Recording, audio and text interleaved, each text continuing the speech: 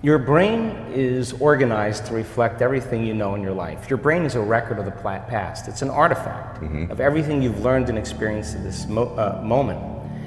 Feelings and emotions are the end product of past experiences, and we can remember experiences better because we remember how they feel. So most people wake up in the morning and they start remembering all their problems, and those problems are connected to certain people and certain things at certain times and places. The moment they start thinking about those problems, they're thinking in the past. Those problems have an emotion associated with them, and the moment they start feeling those emotions, the body, as the unconscious mind, doesn't know the difference between an experience that's creating an emotion and the emotion the person's fabricating by thought alone. Now, thoughts are the language of the brain, and feelings are the language of the body. And how you think and how you feel creates your state of being. So most people's entire state of being, when they start their day, is already in the past. So you have a choice.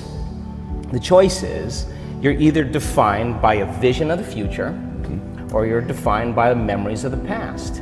And when you decide to say, okay, I'm going to change, and you decide one thing, I'm not going to eat this food, I'm going to wake up earlier, I'm going to do something aerobic, I'm not going to have sugar after 6 o'clock, whatever it is, the person, whatever choice a person makes.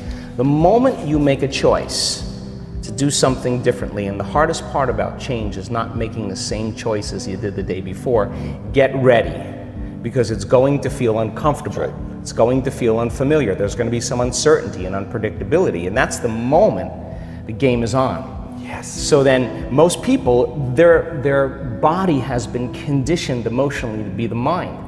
So now the body says, wow, I'd rather hang on to my guilt than take a chance and possibility. I'd rather live in fear than trust in the unknown. So once the person feels uncomfortable, the body goes, whoa, wait a second, we're out of the program here, and body starts influencing the mind. That's right. So it says, start tomorrow, you'll never change, you don't have the money to do this, you're not good enough, your mother told you were this, your father's fault, it's your ex's fault, you know, all of the voices that come up. Now here's the deal, if you respond to those voices, those same thoughts as if they're true, by the way, they're always going on behind the scenes of your awareness, but now they're amplified because you're outside your comfort zone.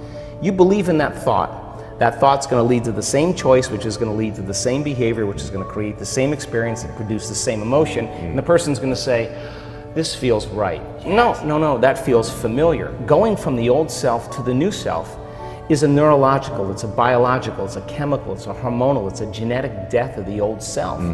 And people will say to me, in that void, in that unknown, I can't predict my future. And I'll say to them, the best way to predict your future is to create it. Not from the known, but from the unknown. I love it. So close your eyes now and think about that vision. Once you start thinking about that vision of your future, you're activating the creative centers in your brain.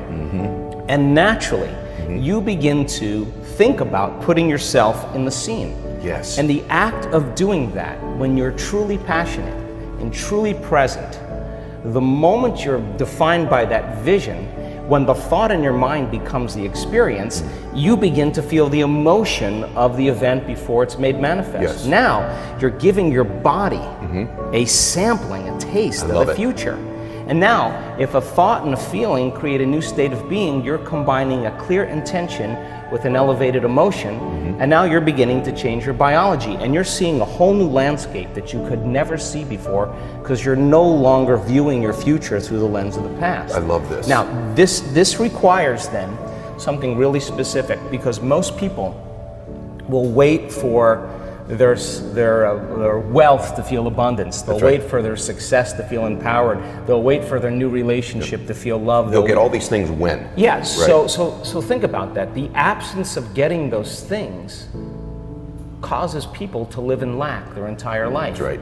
And so they're waiting for something outside of them to change how they feel inside of them. And if they're not creating a new life, then they're not applying the proper principles, then they keep all their manifestations, all their dreams at arm's length. Well, think about this. If you get up feeling gratitude, if you get up feeling empowered, if you get up feeling whole, if you get up feeling unlimited, why would you worry about whether it was going to come or not? You would feel like it already happened.